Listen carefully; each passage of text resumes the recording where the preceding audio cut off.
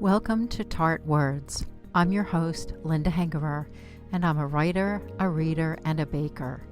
I talk to writers about their latest book and what inspires them, chat with fellow author Suzanne Fox about what writers can learn from reading their favorite authors, and share fast and easy recipes for anyone looking for a sweet treat.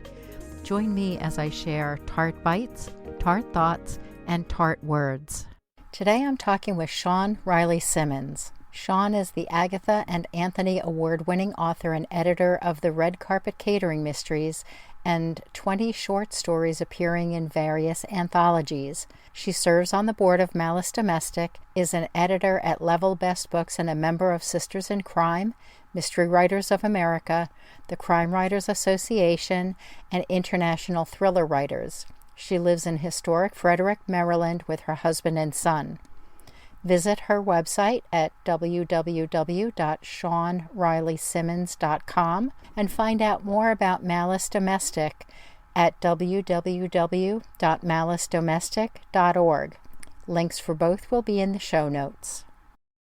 Welcome to the podcast, Shawn. I'm really looking forward to talking with you today. Well, hey, thanks for having me. I appreciate it. Now, we met first at AboutYourCon, I think it was 2019, when it was in St. Petersburg, Florida. We were on the same panel. It was a culinary cozy panel, and it was lots of fun talking about killing people and food. Yeah. Yep. I'm usually on a panel either about murder or food. So that's always it makes a lot of sense. I do end up on a lot of the food panels, but that was a great BoucherCon and it was a fun trip. And it was great to meet you there. Yeah. Tell me about your latest book. My most recent book is Murder on the Chopping Block. And that came out, I think, right around the time we were at that BoucherCon. You know, everything in the world has sort of been on hold for a while. My series is based on a job I used to do cooking on movie sets. My character is a chef owner of a theatrical culinary company. And they travel around the country and cook for movie stars, much like I used to do. That was the inspiration for it. That sounds exciting, but it's probably more work and less glamour than people think it might be. Yeah, it's extremely long days. You're working outside in the elements a lot of the time. The one movie I did full time, it was winter in DC, it can get cold here. I know we're a southern state, but it's still pretty cold in the wintertime, and near the water especially. A less magical time of year. Exactly. But it's really fun, and there's a lot of excitement because you're cooking for such a huge amount of people. They'll be trying to get another shot, and they'll be running late, and you're like, oh my gosh, can't let all this food go bad. And then you have to speed things up sometimes, but it was a learning experience. It's a lot of fun, but definitely like 18-hour days, very physically demanding job. But yeah, I had a great time. And it was very good. I liked sitting in the chair and writing about it now. I think people underestimate the physical toll that cooking takes on your body. Absolutely. A lot of times you're standing on hard surface, especially if you're on a catering crew for a movie set. We were standing in a parking lot, so we're staying on asphalt for most of the day. They're not rolling out rubber mats for you. You're setting up a table and you're cooking. So yeah, and then just the carrying of the giant trays around, and it's not for the weak, for sure. I did the Wilton cake decorating course. I did all 4 of them that were available at my local Michael's, and each course was 4 weeks. And it was interesting to me how hard it is to be standing on your feet for that long when you're piping out something, and how tired your hand would get piping out 24 cupcakes and doing all kinds of different things. So that was good for me to have as a backdrop for what I write, which is a cozy mystery series about a tea shop, but it gave me the definite idea that I didn't want to do it as a business. I started working in restaurants when I was pretty young. It's like 18 during school, and I worked catering and restaurants for a very long time. And as you get older, you notice the hours more. Like, wow, I've been standing up for a long time, and I really like when you're 18, I never even really noticed it. I had a lot more energy. You don't see a lot of chefs that are over 50s, 60s. So it's just because it's really hard. It's hard on your legs, hard on your back. Yeah. And I think if you're at that level, then you are more like overseeing a brigade or a crew. As opposed to being on the line. Exactly. It's just too hard. But there's a huge reward at the end of the day when you get finished doing all that. And you're physically spent, you're mentally spent a lot of the time. You just want to go to bed. And then you have to get up a few hours later to go back to work. The never-ending cycle. Yeah, people need to eat every day. Exactly. And someone's got to do the dishes and carry the food and prep the food, all the good stuff. Yep. absolutely. Where in the series does your latest book fall? That book is number 7. The first one is Murder on a Silver Platter. I had read a lot of culinary mysteries, and I really love culinary mysteries, but I'd never seen one that was set on the movie sets. So that's when I sat down and I decided to do that. Yeah, 7 books later, I can't even believe it. It's a long journey. And are you working on number 8? The first draft is done, but that's just like, okay, I got all the words out. Now it has to be fixed because it's just like a big mold of clay on the spinning wheel. I'm in the spinning wheel phase of getting it into some kind of shape. I'm not sure what's going to happen with that one because my publishers decided not to renew. They're going to keep the series going, but they're not taking on new books. I mean, they're not taking on new books from anybody. They're changing their direction. I'm not sure what they're up to. So it's in doubt what will happen with that book, but hopefully it will find a home. And you also write short stories. Do you write short stories in your series world, or are they different? They're actually all different. And I kind of started writing short stories that way because it was a break from the series. It was nice to just do a totally different idea or a different style. I could be a little darker than a traditional culinary mystery can generally be. So they're all totally different. A lot of them have to do with food because I can't seem to get away from that.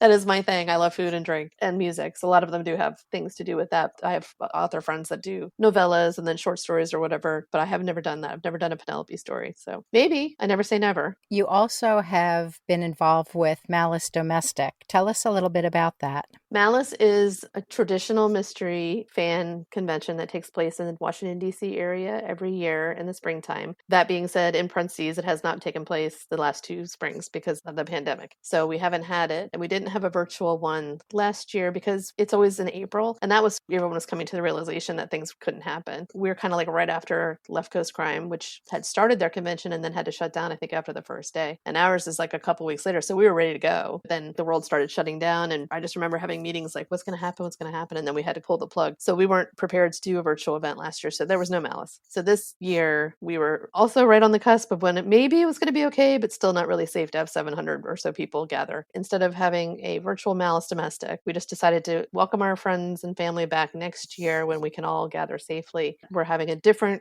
completely different kind of thing called More Than Malice. It's not Malice, it's More Than Malice. And it's a festival. And a lot of people are asking, what is a festival? And it's more like the British style of meeting groups and meetings and festivals or organizations, which invite attendees to come and talk on a certain topic on panels and things like that. So we're trying out this new thing. It's a one-time deal. It's not the way we're going to go forward with anything, but we just wanted to do something because we missed everyone and we wanted to see what we could put together. So we've had a lot of support from the community. And we also wanted to have an event that was like an open house kind of thing. A lot of the guests that are coming probably would not come to a normal Malice Domestic. We have more thriller people coming on the different edges of the genre. We're really excited to have them come. And our theory is, well, they'll bring readers to Malice and they might enjoy themselves and then remember us for next time and come back. We're doing this experiment and it's been pretty exciting and a lot of work. And where's the website that people can go to register for More Than Malice? It's malicedomestic.org. And how much is the registration? Right now it's $60. All the information is there and you can see who has currently been invited to come, and it's pretty cool. It's a pretty cool list of people. And what are the dates? It's July 14th through 17th. But it's all virtual, so if you do register, we are planning on recording a lot of the things, so you don't have to be glued to your seat for 4 days in a row. We're trying to make it as accessible and fun for everyone. It's really exciting to see that you're able to not transition an in-person event straight to virtual, but to do something so that the fans are satisfied and are able to connect with their favorite authors or find new authors to read and get excited about. Yeah, and that was the intent. We've had such an enthusiastic response to the registration is, through the roof. It's going over really well. Now the next thing is to put on a really good show. So we're in those phases now. People have been asking us for years, why doesn't so-and-so come? And why doesn't this person come? They'd be perfect at Malice. We took those comments and we really did try to do a lot of outreach. I'm looking forward to connecting with other people. That's one thing that the pandemic has made me realize, that even though I'm perfectly happy hibernating in a cave and not going outside, I do miss the social interaction with other writers, other readers, and just that talking about good books and getting recommendations from people about books that I would like, or finding a new author. Absolutely. Yeah, I do miss everyone. I'm the odd extrovert in the community. Been pretty happy staying home, and I've been so productive. I got a lot of stuff done, a lot of work done, a lot of writings projects started and finished. You just have to count your blessings where you have them. And it's like, okay, I wasn't traveling every month. I have all this extra time. The other shining silver lining of this whole thing that's been happening to us is that I've gotten to go, quote unquote, go to many, many things that I would never probably get to go to. Like virtually been able to attend way more things. Couldn't go to Bloody Scott, and it was too close to Malice. Their horizons were expanded in some ways. I went to Murder and Mayhem, which is usually in Chicago in February, which I haven't gone to before because it's February in Chicago, but they did it online. They had pushed it back from when it was originally scheduled last year to the fall. So I went. It was a lot of fun. And I do enjoy the virtual conferences. Generally see a panel, you're chatting with people in the chat. It's just a nice way to stay connected, for authors to stay connected to their audience. Yeah, and we've all done a really good job of keeping in touch, and it's been great. I went to that too. I think they did a great job. It's just fun to see people's faces because you Yeah, miss. exactly. I ordered their mug afterwards. They sent out an email, and there was a mug that says, "I love that journey for you." Do you have a writing routine or schedule? I do. I like to write early in the morning, although it gets hard to get up in the morning sometimes in summertime because I do like to stay up late too. I have a dual personality. I love both things. I like getting up early and I like staying up late. So Mm-hmm. I can't choose one. But if I feel like if I get up early and write before everyone else wakes up, then I get the most done because the world just gets busy, after Mm-hmm. about 9 o'clock. And I have a small child who now is playing baseball. So that's another level of stuff and school. And we've had homeschool for so long, but now he's finally back at school. I have a lot of Malice work to do, and then I have a lot of editing work to do for other people and other various things. And that day goes by fast. So I do try to prioritize it first thing in the morning and then try to get at least 1,000 words out a day. And then I'll go back around and edit later in the day if I have any mental energy left. I'm the same way. If I can get my words done first thing in the morning before the day encroaches on my schedule, then I'm in a good shape. I can edit later in the day, but it's hard to be creative when I am tired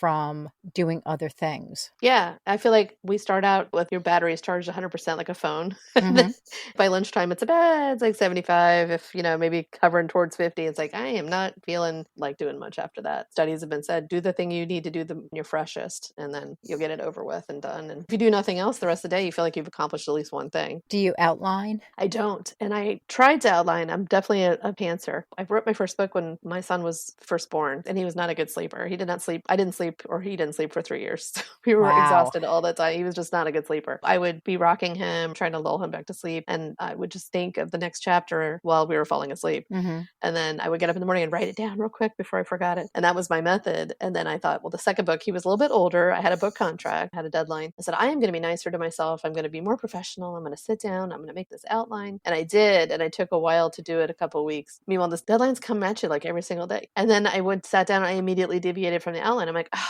I just wasted all this time. And I just can't, my brain doesn't work that way. But I Mm-hmm. have friends who swear by it. And I totally get that. And I wonder sometimes if I would be less stressed out if I was, but I just don't. I just don't do it. The thinking of it the night before is my thing, and it helps me fall asleep as well. So I tell myself the story until I fall asleep, and I feel like I dream about it all night, and then I wake up and I never have to sit there and stare. It's just, all comes right out. It's really funny. I've noticed that too. Like when I'm in the throes of writing a story, I'm thinking about it before I fall asleep. I often do dream about it. And then when I wake up, I often have a solution to something if I was stuck, or I have a place to start writing from to keep the momentum going. But I think everybody's writing process is different. And as long as the way you work works for you, then you don't necessarily need to change. Exactly. I mean, I managed to get 8 books written that way. So I think it's probably for the best for me. I think it's so funny how we're so similar. But yeah, I do think you work through things. Your brain closes down, but it works through problems. And like, you do wake up with a fresh perspective.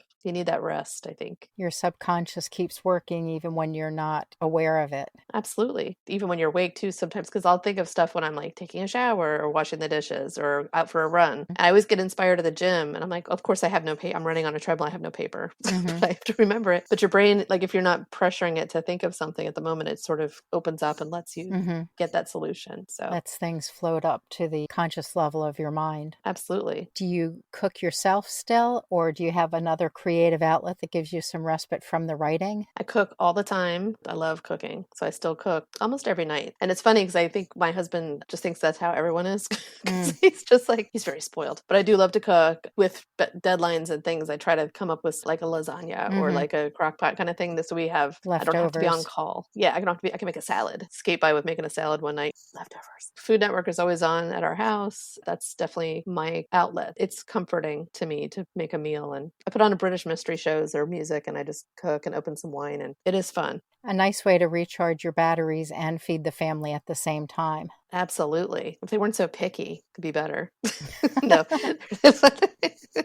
My husband's pretty good, but my son is the most picky kid, which is like the irony of all ironies. It's like, basically I'm a chef and I have a kid that will not, he eats like 5 things. So hopefully he grows out of it one day, but I'm like, oh my God, I can make you anything in the world and you won't eat it. You won't eat anything, That's funny. What are the 5 things that he likes? He loves cheeseburgers. I mean, real basic stuff. He likes cheeseburgers, grilled cheese, oatmeal, nothing, chicken fingers, like just the basic stuff. So yeah, he's not an adventurous eater at all. But I blame my in-law family, who probably will be listening to this, but a lot of them are like, I don't eat onions. This one doesn't eat this one. This one doesn't eat that one. Like they have that's like the whole vibe in the family. Like you have to be really careful what you bring to the potlucks because a lot of them don't eat different things. But my husband broke out of that and he's pretty good. He'll even eat anchovies if I order it. So nice. Well, I'll have the links to your website and to Malice in the show notes. And I've really enjoyed talking to you again.